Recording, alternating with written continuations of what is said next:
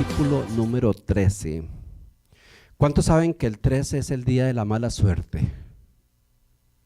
Nadie quiere decir amén, ¿verdad?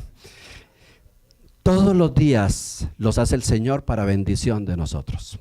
Esas son creencias de las personas. El 13 es un día tan especial y tan lindo como el 12 o el 11 o el día que usted nació. Entonces cuando uno pone el 13 y alguien dice, uy, eso debe ser de mala suerte. No, para el cristiano no hay mala suerte. Todos los días son de bendición y de alegría. Vamos a hablar de este discípulo número 13. En la Biblia Jesús llamó a sus 12 discípulos.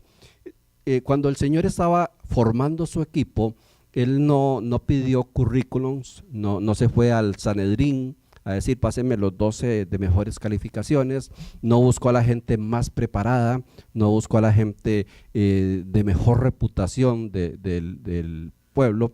El Señor comenzó a llamar, conforme a la dirección que Él tenía por medio del Padre, a los hombres que quería que fueran sus discípulos.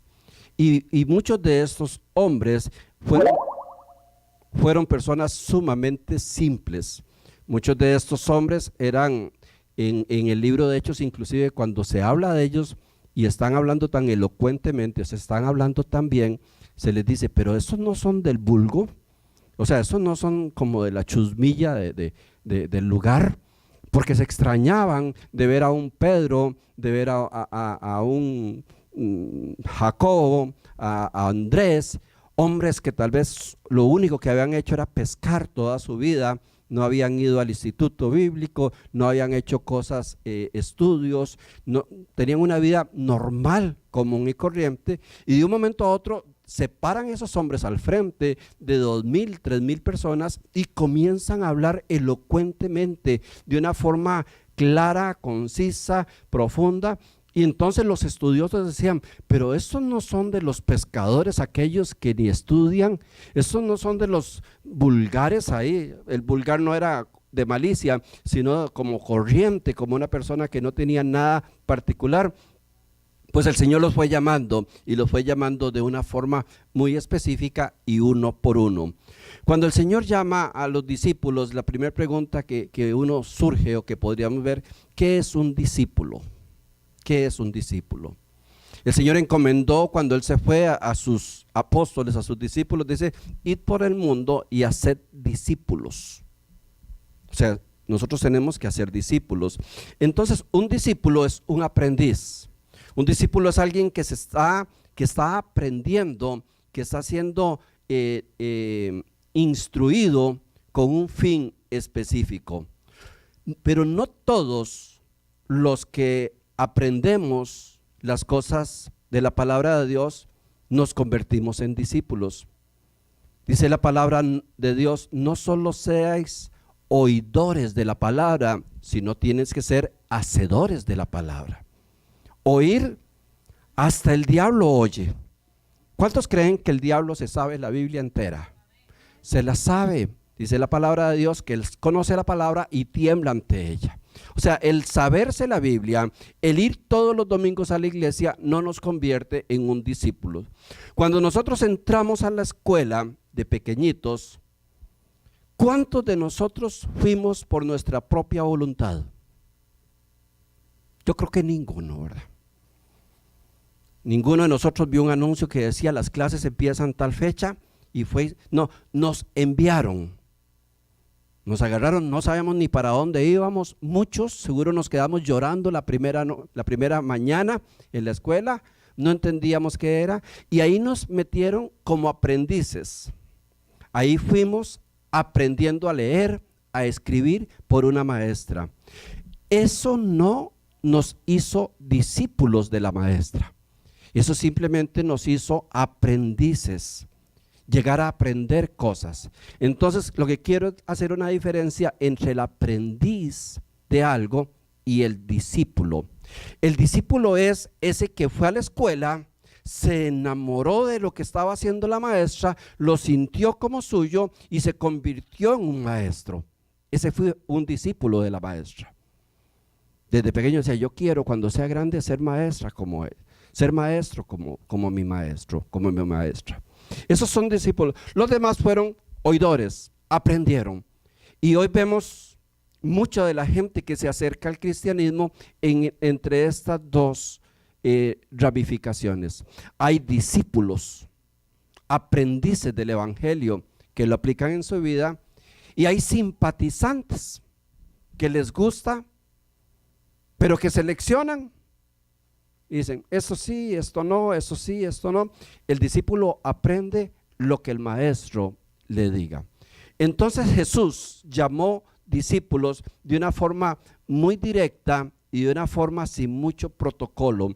En Mateo 4:18 dice, andando Jesús junto al mar de Galilea, vio a dos hombres, Simón llamado Pedro y Andrés su hermano, que echaban la red en el mar porque eran pescadores.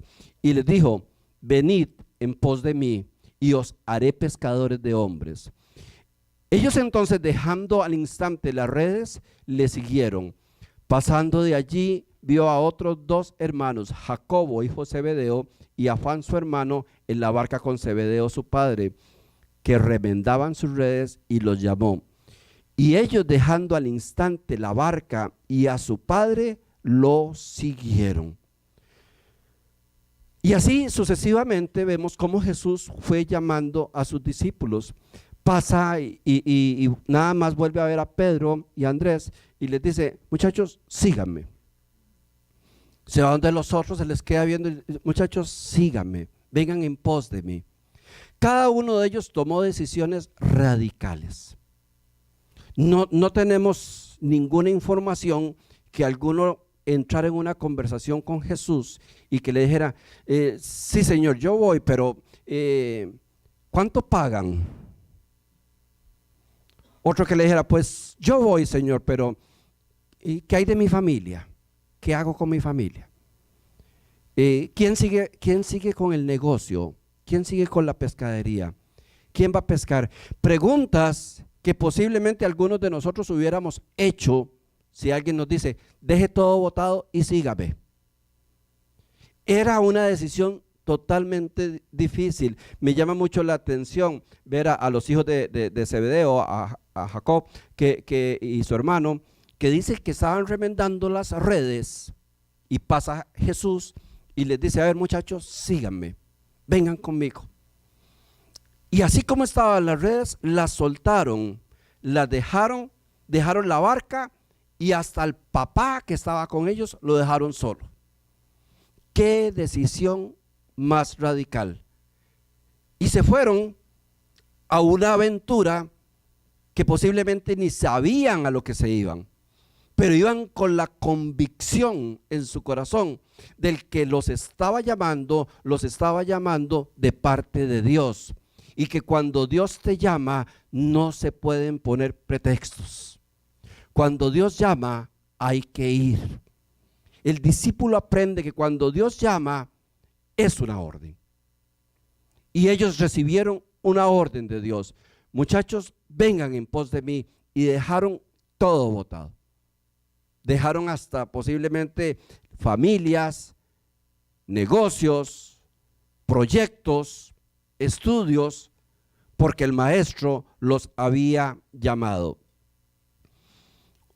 Pero más adelante, ya en el ministerio de Jesús, Jesús le extiende el mismo llamado a un hombre, el mismo.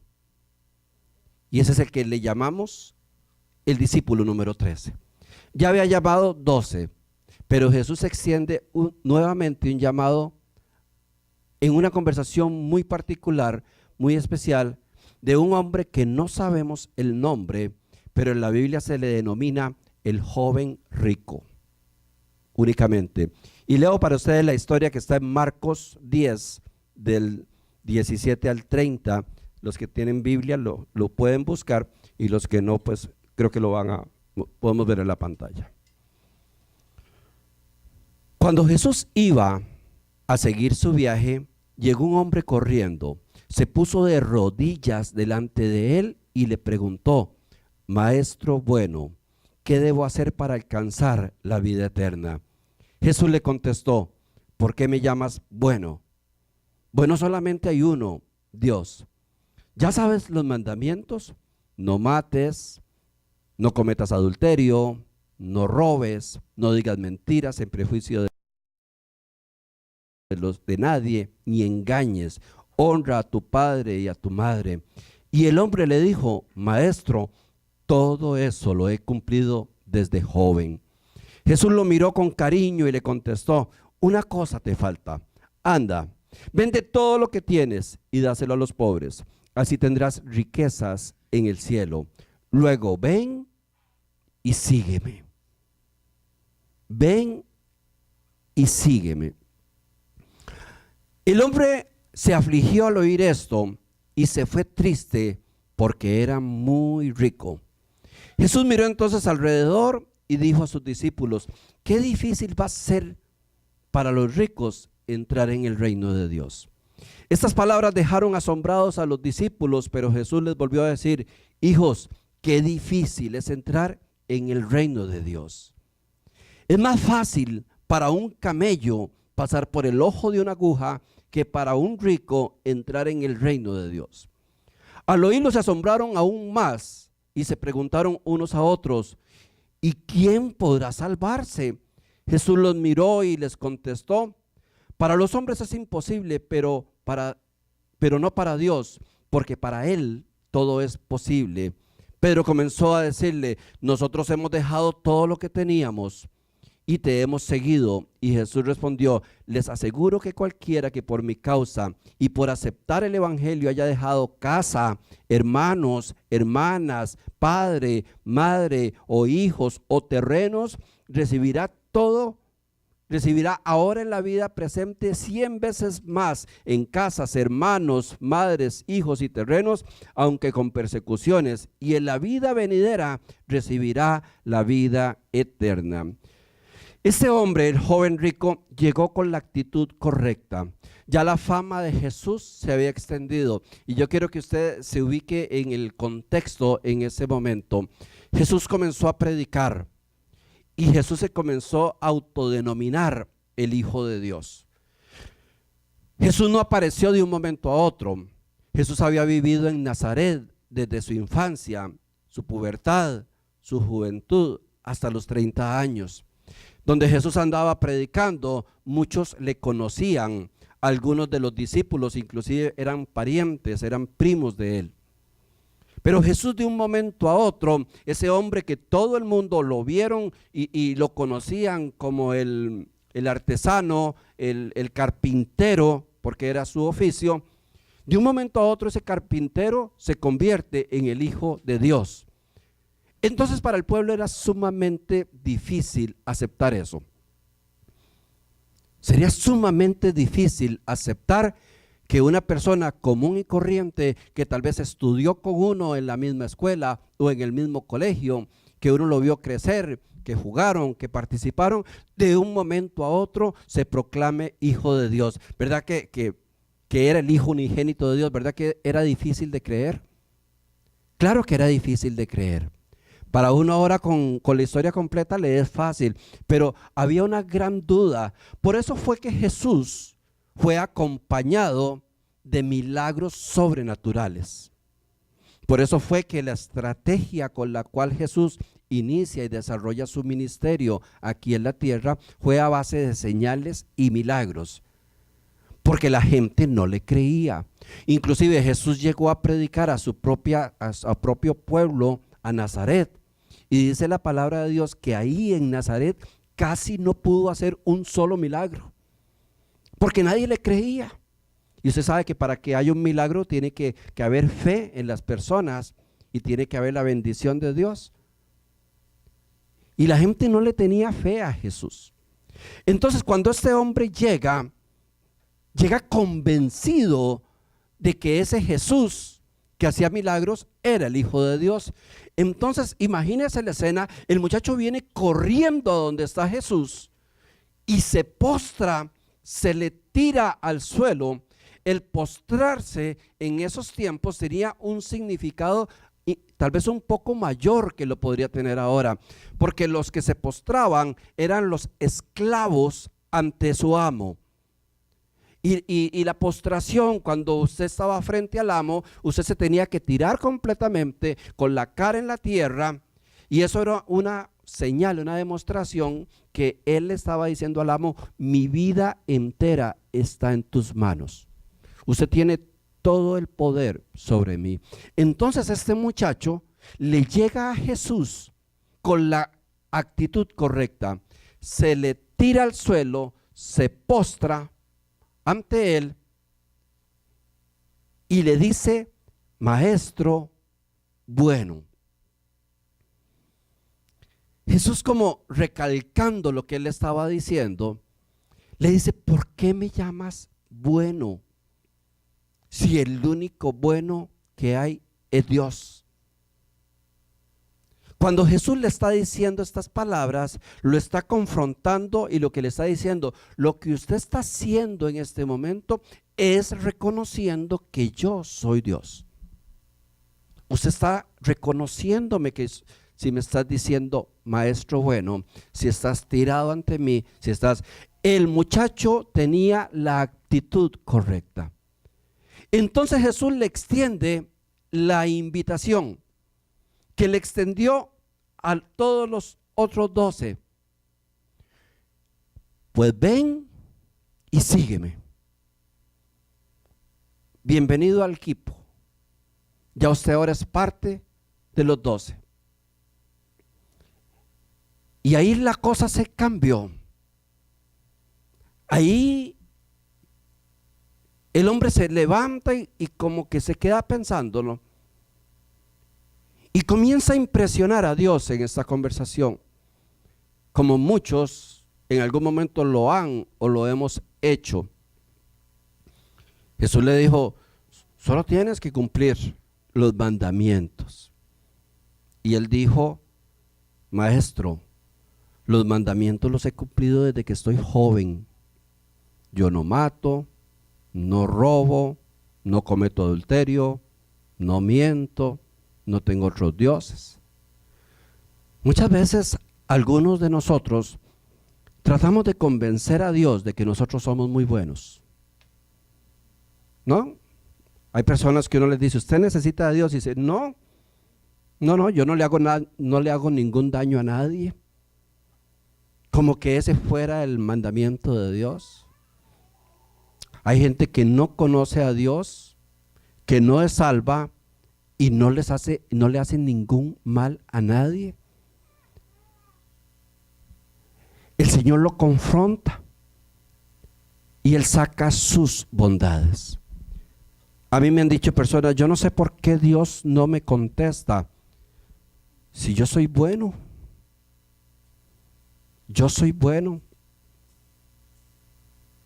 Y vea, yo no tomo, yo no fumo, yo no salgo los fines de semana, yo no esto, yo no el otro. Iglesia, esos son resultados de una vida en relación con Dios. Pero eso no nos hace buenos.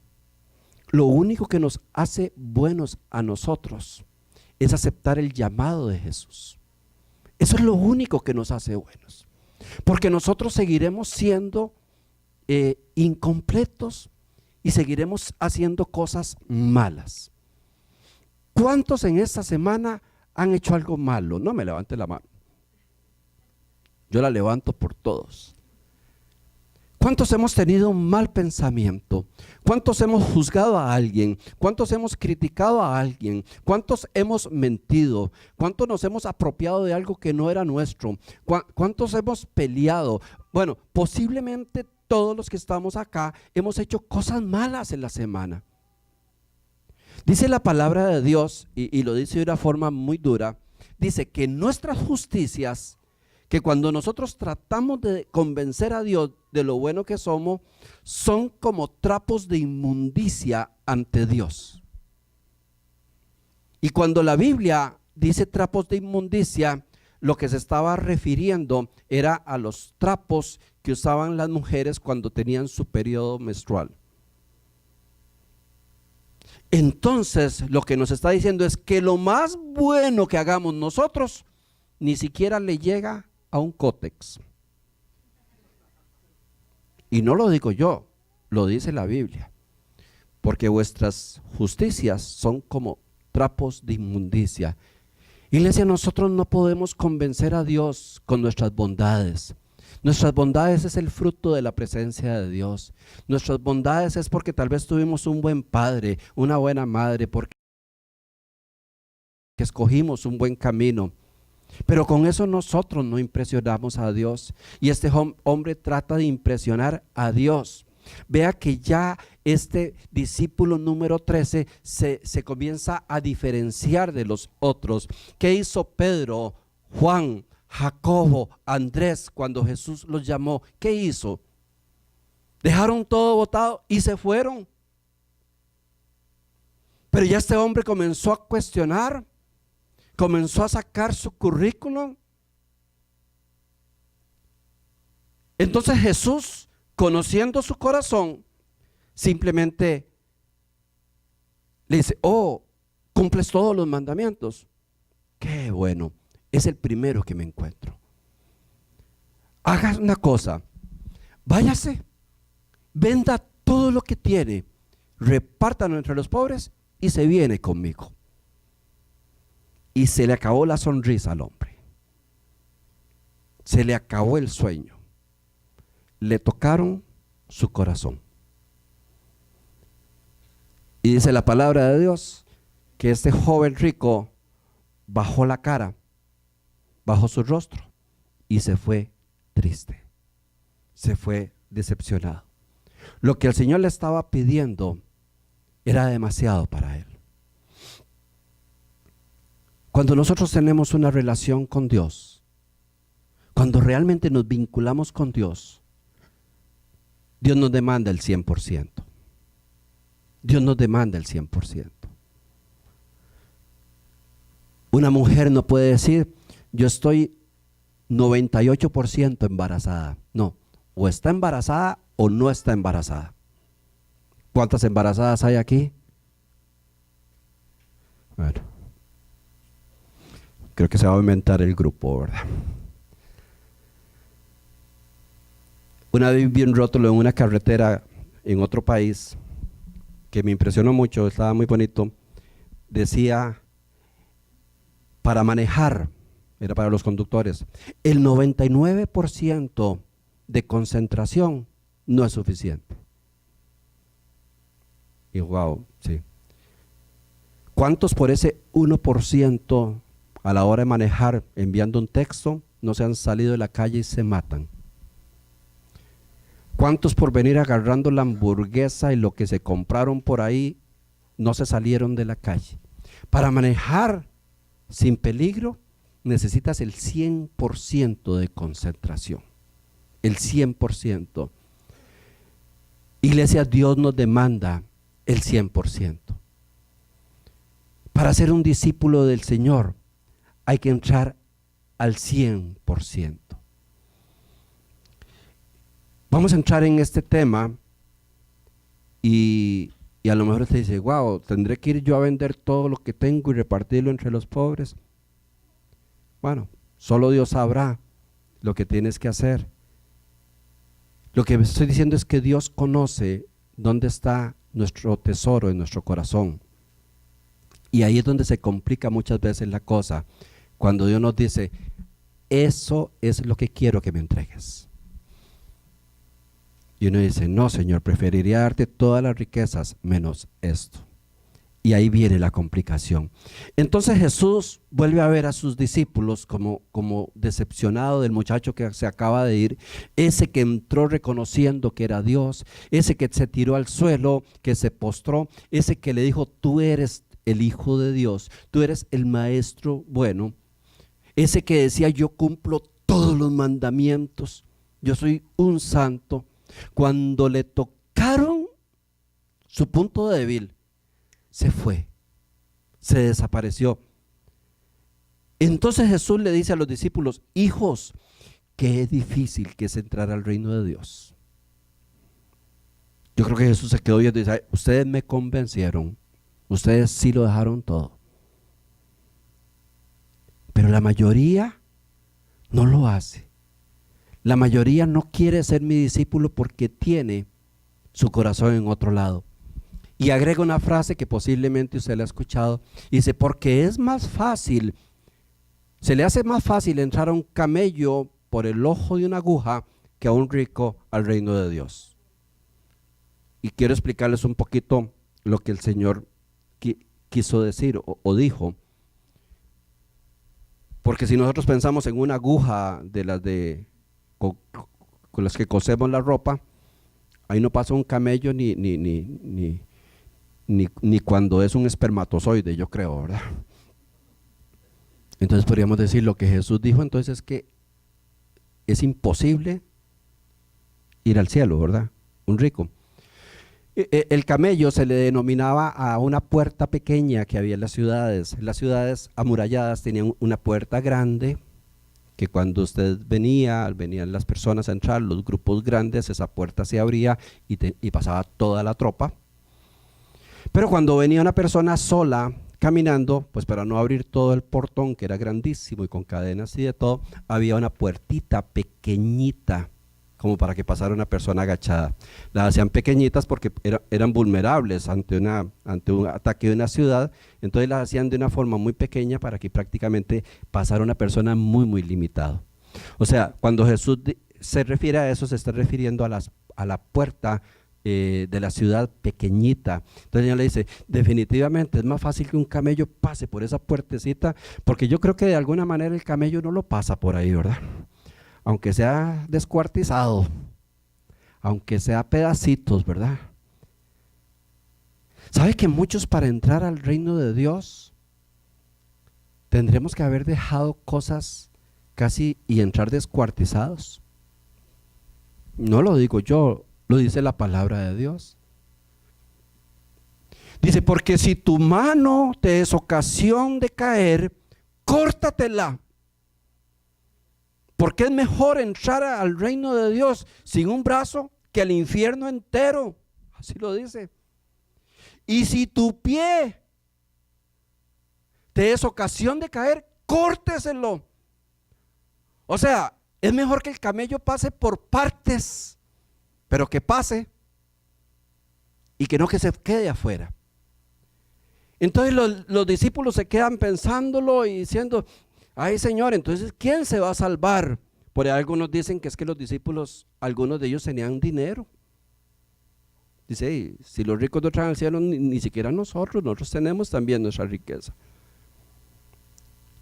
Y el Señor les hace ver que donde está el tesoro de nosotros, lo que nosotros ponemos como tesoro, es donde está nuestro corazón. Jesús fue rodeado de gente rica. José de Arimatea era uno de los hombres más ricos en ese tiempo en Jerusalén y era discípulo de Jesús.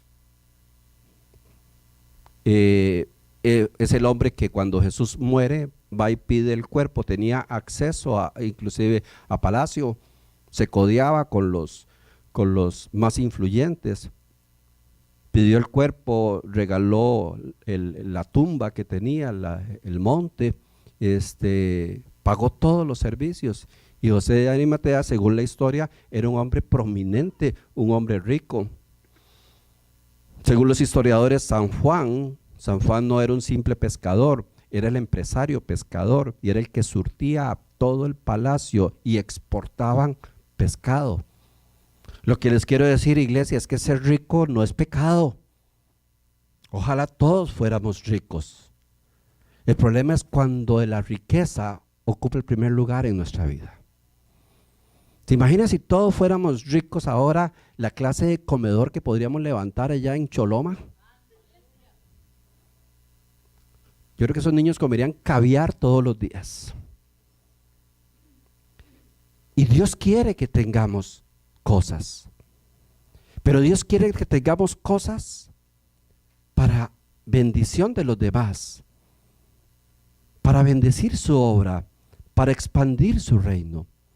¿Para qué quiere Dios prosperarnos a nosotros? Para extender su amor hacia los demás.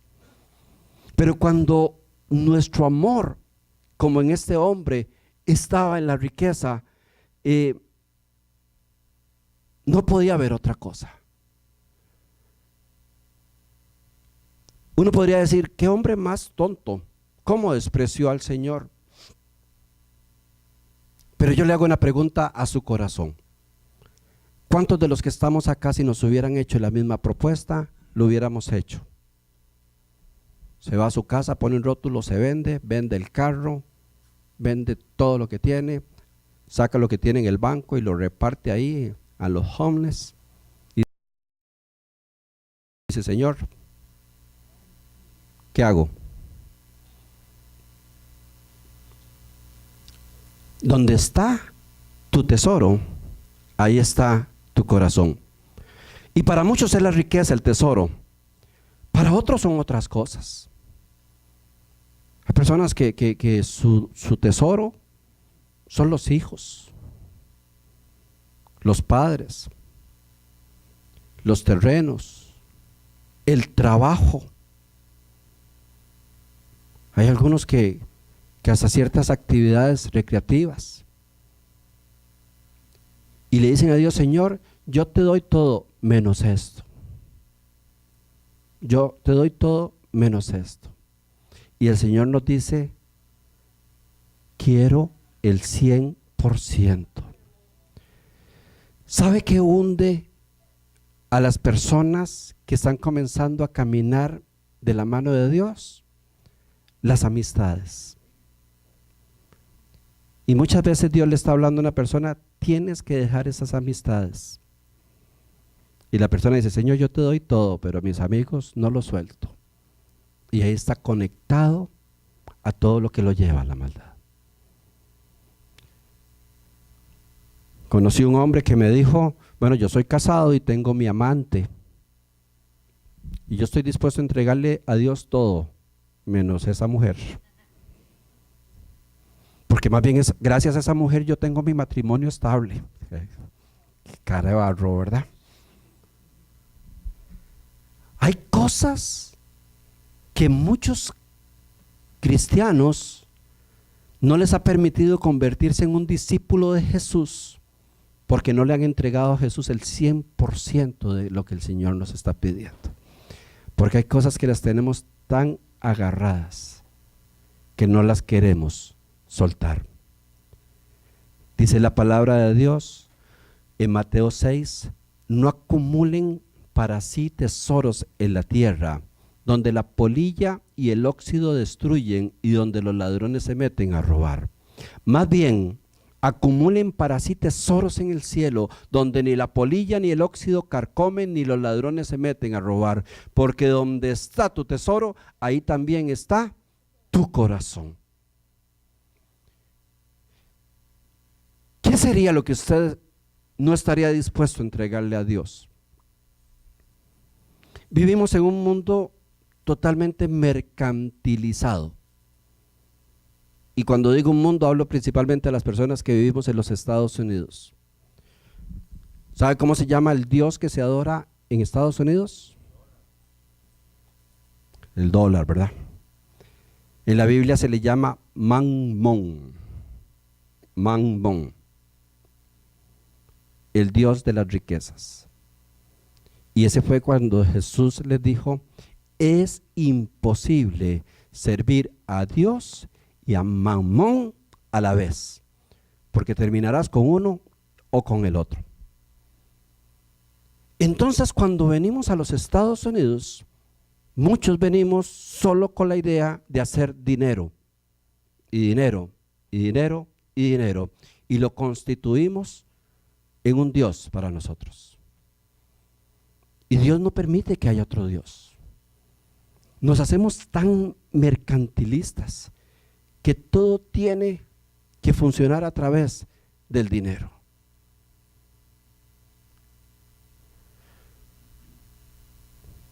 Yo fui una persona muy entregada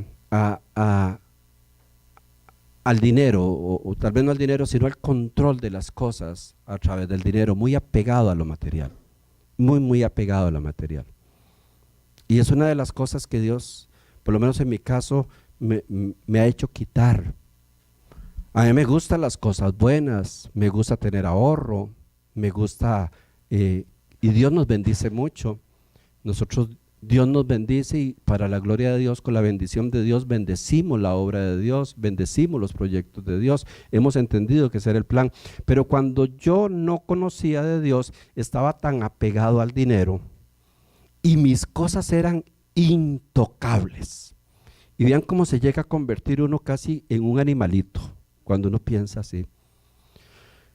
Estaba de moda en mis años mozos una loción para los que nacieron ahí por los 60, ¿verdad? Que se llamaba Paco Rabanne. ¿Cuántos usaron Paco Rabanne? Si alguien tiene una y me regala un poquito, ¿verdad? La Paco Rabanne era como echarse, no sé, como el agua del cielo, lo máximo. Y las cosas para mí eran muy difíciles de obtener, porque en nuestros países se vive coyol quebrado y coyol comido, ¿verdad? A diario. Y yo logré, haciendo un esfuerzo enorme, comprarme una Paco Rabanne de 8 onzas. Yo tenía esa Paco Rabanne y yo me quedaba viéndola y me bajaban las lágrimas de la emoción. Nunca estuve más enamorado de algo. Me bañaba y le quería sacar como con una jeringuita para que me durara toda la vida. Y me embarraba así y yo el dedo lo andaba oliendo todo el día de Paco Rabanne, porque era lo máximo. Pero un día iba para la casa, iba en autobús, y donde yo me bajaba del autobús a la casa, habían unos 50 metros aproximadamente. Entonces, donde yo me bajo del autobús y donde yo toco suelo, me llega un olor a Paco Rabanne. Y yo vivía en un barrio pobre. Yo, aquí ningún pelado de esos puede usar Paco Rabanne, solo yo. Y yo me fui como el muñequillo de las faulas detrás del olor a Paco Rabanne. Y cada vez me olía más fuerte. Yo decía, ¿será que morí y llegué al cielo? Pero lo que pasó es que conforme yo me acercaba a la casa, cada vez olía más fuerte el Paco Rabanne. Entonces ya me comenzó a sonar raro. Y ya cuando estaba casi en la puerta de la casa, olía a Paco Rabanne por todo lado. Y mi sonrisa se convirtió en una mala cara. Ay, esto me huele como algo malo. Y donde abrí la puerta, Paco Rabanne por todo lado. Mi hijo mayor se la había vaciado encima. Se la había vaciado encima. La había tirado por todo lado. Hasta el gato, el perico, todos olían a Paco Rabanne en la casa. Yo sentí que me habían sacado hasta la última gota de sangre. Iglesia, se los digo de verdad, o sea, con mi corazón abierto. Fue tanto el pleito que yo hice esa vez. Fue tanto mi enojo. Insulté a mi hijo. Le grité a todo el mundo. Cosas que aún me acuerdo y me duelen haberlas dicho. Por una porquería. Por una porquería. Porque ahí estaba mi corazón. Maldije a mi hijo. Le dije las palabras más feas. Maldije a mi esposa. Porque ella, según yo, tenía que estar cuidando la Paco Rabanne 24/7. Le metí una patada al gato y al perico. Todos pagaron. Y era una tortura, porque todavía eran 2 meses y entraba uno a la casa y olía a Paco Rabanne. Me pegué una borrachera y me echaba el licor encima para no oler a eso. Nunca me había dado cuenta dónde tenía mi corazón. Muchos años después murió ese hijo, y cuando murió me acordé de esa historia. Y ahí te das cuenta que lo material no vale nada. Ahí me dolió y lloré tanto por una estupidez. Por un carro se deshacen matrimonios. Por un negocio la gente abandona a Dios y la iglesia. por un bien material, un hombre golpea a una mujer o golpea a otro hombre. Porque donde está nuestro tesoro, ahí está nuestro corazón. Y Dios se dio cuenta dónde estaba el corazón de este hombre. En mi caso, yo no me había dado cuenta dónde estaba mi tesoro, y eran las posesiones. Y tuve que pasar una triste historia para poder entender el verdadero valor de las cosas. Me gustan los perfumes buenos, los disfruto, pero antes de que se los echen al perro, me los echo yo. Y cuando Dios me ha dado la oportunidad de comprarme una buena loción, me la echo como que fuera gel por todo lado. Que se gaste, porque mi Dios me suple para comprar otra. Alguien llega y abrió el refrigerador y porque se comieron el bistec que tenía guardado, comienza a pegar gritos y patadas y Dios suple. ¿Usted cree que alguno de los discípulos que dejó todo pasó penurias? ¿Usted cree que alguno de esos hombres que abandonaron todo, sus familias estaban muriendo de hambre o andaban pidiendo? No, el que llama suple. Vivían mejor y vivieron mejor que el resto. Porque el que nos llama para bendecirnos y no para complicarnos la vida. Pero el que nos llama está esperando que usted y yo dejemos a donde tenemos nuestro corazón clavado, sea la riqueza, sea los negocios, sea el pecado, sea una mujer, sea un vicio. Cada uno sabrá, para convertirnos en sus discípulos y dejar de ser oidores para ser hacedores. Porque Pedro y todos los discípulos andaban viendo a Jesús y hacía milagros y hacía milagros. Nada más estaban viendo. Pero cuando llegó el Espíritu Santo sobre él, ellos mismos hacían milagros y hacían milagros. Porque dejaron de ser visores para ser hacedores. Id por todo el mundo y haced discípulos. A Dios no le interesa tanto que todo el mundo conozca el nombre de Jesús. Eso se lo conoce todo el mundo. Dios anda detrás de discípulos, de personas que quieran seguirlo a Él, aprender de Él, caminar con Él y ser como Él. Iglesia, no hay nada que le pueda pasar a un ser humano. No hay nada más grande en esta vida que ser un discípulo de Jesús. No hay nada. Porque de aquí a un tiempo, ninguno de los que estamos aquí estará aquí. Tal vez Sofi y los que vienen ahí. Pero si usted le suma a esta iglesia 50 años, posiblemente lo que va a ver es la foto de un montón de los que empezaron. Qué montón de viejillos, ya se murieron. Todos nos vamos a morir algún día, antes o después. Y el que nos llama a ser sus discípulos nos ofreció vida eterna. Y donde empieza la verdadera vida para nosotros, creación de Dios. Ese Dios real, ese Dios que existe, que nos hizo, que diseñó nuestra vida y que nos tiene por siempre, nos hizo eternos.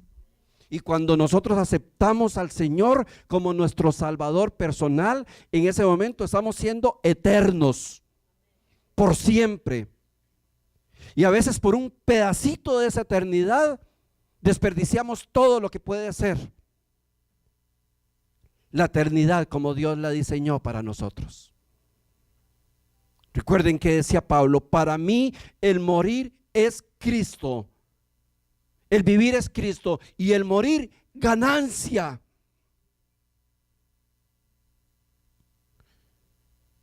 Yo espero que el día que me muera irme bien feliz, Porque va a empezar mi vida.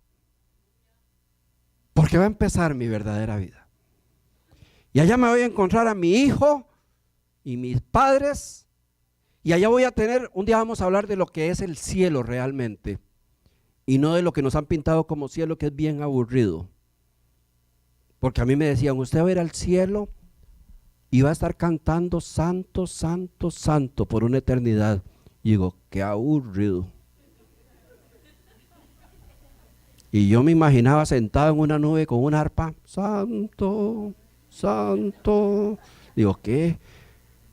Una eternidad así. Y yo me decía, ¿y no habrá otra opción? El infierno, no, pues prefiero la nube. No, iglesia, lo que Dios tiene preparados para nosotros en una eternidad es emocionante, es precioso, es eterno, es infinito. Yo creo que el Señor ya me tiene una nube motorizada con un motor 8 en B para ir a hacer piques ahí con San Pedro y que nos mande a otros planetas en misiones y que entendamos lo que es Dios y su grandeza. Que entendamos eso. Cuando Dios nos ve ahogándonos aquí porque se nos perdieron $100 y agarrando a patadas al gato y al perro, dices, es que no has entendido siquiera qué es esto. La mayoría de problemas del ser humano giran alrededor del dinero. La mayoría de pleitos en las casas giran alrededor del dinero. Porque para muchos ahí está su corazón. Pero cuando entiendes que esto es una transición y que hay una misión que cumplir acá y que la podemos cumplir a cabalidad disfrutándola, uno ve el dinero simplemente como una herramienta bonita.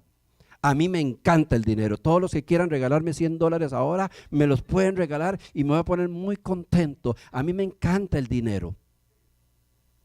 Pero no puede ocupar el primer lugar en mi vida. Nunca. No puede vivir mi vida girando alrededor de eso.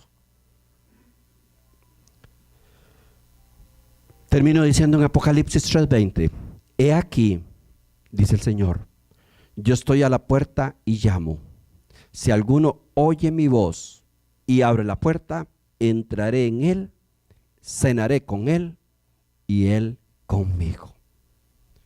El Señor está llamando a la puerta de nosotros para convertirnos en sus discípulos, no para tener más público oidor. Porque cuando te conviertes en su discípulo, entras en intimidad con Dios, a tal grado que usted cenará con Él y Él contigo. Eso se habla de mucha comunión. Y usted sabe que no hay nada más lindo con un buen amigo que ir a compartir una buena cena. Y que usted se la cocine a ellos o ellos a usted y se sienta uno y ahí pasan horas disfrutando.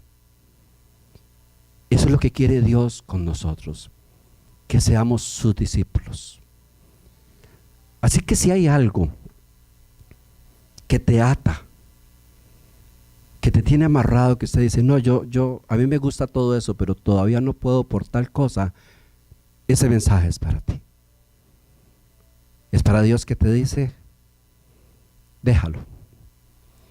Hágala de Pedro. Deje todo botado. Comienza a caminar por fe. Comienza a caminar por fe. Dios suplirá todo. Créale a Dios. Me decía un pastor, ¿sabe qué es la fe? La fe es tirarse de un avión sin paracaídas esperando encontrárselo de camino. Usted sí tiene fe, yo no me tiro así. La fe es un salto a lo que no se ve, con plena confianza que lo que no se ve nos estará esperando. Póngase en pie, por favor. Gloria a Dios. No solo seamos oidores de la palabra de Dios, convirtámonos en hacedores de la palabra de Dios. Convirtámonos en hacedores de la palabra de Dios. Y le puedo llenar de versículos este ratito, pero se lo resumo con una de las palabras más dulces que dijo Jesús y que nos dio la clave de la felicidad. Mas buscad primeramente el reino de Dios y su justicia, y todas, pero todas las demás cosas nos serán añadidos. Cierre sus ojos.